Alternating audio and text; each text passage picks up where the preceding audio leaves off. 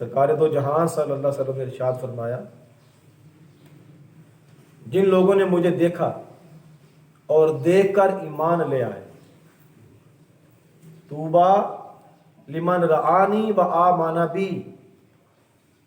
ان لوگوں کو مبارک ہو جنہوں نے مجھے دیکھا اور دیکھ کر ایمان لے آئے۔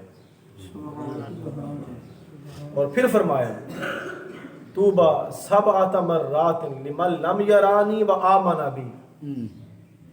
اور جن لوگوں نے مجھے نہیں دیکھا بغیر دیکھے ایمان لے آئے، ان کو 7 بار مبارک، ان کو 7 بار مبارک دیا آقا علیہ الصلوۃ والسلام ہمارے ایمان کو اور مضبوط کرنے کے لیے۔ فرمایا جنہوں نے دیکھا اور دیکھ کر ایمان لے آئے ان کو مبارک ہو 1 بار، اور جنہوں نے نہیں دیکھا وہ بغیر دیکھے مانتے ہیں، بغیر دیکھے محبت کرتے ہیں، وہ بغیر دیکھے سرکار کی زلفوں کے اسیر بنے بیٹھے ہیں،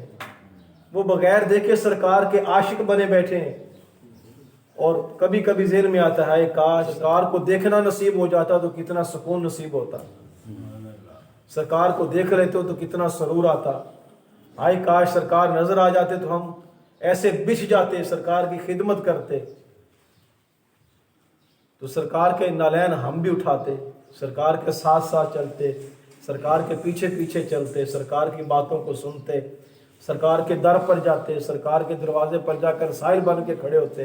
سرکار گزرتے تو ہم بھی زیارت کر لیتے سرکار کی۔ اب یہ باتیں جب بندے کے ذہن میں آتی ہیں تو محبت کے بغیر تو نہیں نہ آتی۔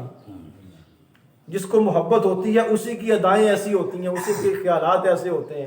اسی کی سوچ ایسی ہوتی ہے۔ تو جس کی ادائیں، خیالات اور سوچ ایسی ہو جائے، اس کا مطلب ہے وہ بندہ محبت کرتا ہے۔ جب محبت کا یہ عالم ہو جائے تو پھر میرے آقا نے فرمایا، تم نے دیکھا بے شک نہ ہو، اور اگر تم اس بندے سے محبت کرتے ہو، خواہ میں ہوں خواہ تمہارا کوئی اور دوست اللہ والا ہے، تمہاری محبت جس کے ساتھ بھی ہو جائے گی، رب کائنات جنت میں تمہارا ٹھکانہ اسی کے ساتھ فرما دے۔ تو حضور سے محبت کرنا اسی وجہ سے ہے نا، جنہوں نے دیکھا ان کو تو دنیا میں صحبت مل گئی۔ آقا علیہ الصلوۃ والسلام کے ایک صحابی تھے، آقا علیہ الصلوۃ والسلام کی بارگاہ میں حاضر ہوئے، عرض کیا یا رسول اللہ صلی اللہ علیہ وسلم، میں بڑا پریشان ہوں، سوچتا ہوں میرے آقا آپ دنیا میں تشریف فرما ہیں تو آپ کے پاس بیٹھنا نصیب ہوتا ہے، آپ کے ساتھ چلنا نصیب ہوتا ہے میرے آقا، آپ کرم نوازی فرماتے ہیں، اپنے قدموں میں جگہ دے دیتے ہیں، یہاں ساری صحبتیں میسر ہیں، آقا جب جنت میں آپ تشریف لے جائیں گے آپ تو اللہ کے کرم سے بڑے اعلیٰ مقام پر فائز ہوں گے، اور میرے آقا میں سوچتا ہوں کہ ہمارا کیا بنے گا، یہاں آپ کے ساتھ جڑے رہتے ہیں، آپ کی صحبت ملتی ہے، یا رسول اللہ صلی اللہ علیہ وسلم وہاں آپ اعلیٰ مقام پر ہوں گے، اور ہمارا کیا بنے گا، ہم کدھر ہوں گے یا رسول اللہ۔ یہ سوال کر کے صحابی ساتھ روتا بھی رہا کہ یا رسول اللہ وہاں آپ ہم سے دور ہوں گے، ہم آپ سے دور ہوں گے تو ہمیں جئیں گے کیسے، رہیں گے کیسے، وہاں پر کیسے گزرے گی۔ جب اس نے یہ سوال کیا تو آقا علیہ الصلوۃ والسلام نے تھوڑا سا انتظار فرمایا، اس کے سوال کا جواب دینے کے لیے توقف فرمایا۔ جب توقف فرمایا نا تو اللہ پاک نے جبرائیل امین کو بھیجا، جبریل جاؤ اور جا کر خوشخبری سنا دو میرے محبوب کو بھی اور سوال کرنے والے کو۔ آیت مبارکہ اتری، من یطع اللہ ورسولہ فاولئک مع الذین انعم اللہ علیہم من النبیین والصدیقین والشہداء والصالحین، کہ جو لوگ دنیا میں اللہ اور اس کے رسول کی اطاعت کرتا رہے گا، حضور سے محبت کرتا رہے گا، حضور کی محبت کا دم بھرتا رہے گا، اور آقا علیہ الصلوۃ والسلام کے لیے اور اللہ کے لیے اس کا جینا مرنا ہو جائے گا، فرمایا وہ بندہ جنت کے اندر بھی صحبت مصطفیٰ میں رہے گا، جہاں حضور ہوں گے وہیں ہوگا وہ۔ سرکار نے فرمایا اس کا ٹھکانہ نبیوں کے ساتھ ہوگا، صدیقین کے ساتھ ہوگا، شہداء کے ساتھ ہوگا، صالحین کے ساتھ ہوگا۔ یہ 4 طبقے ہیں، نبیوں کا طبقہ،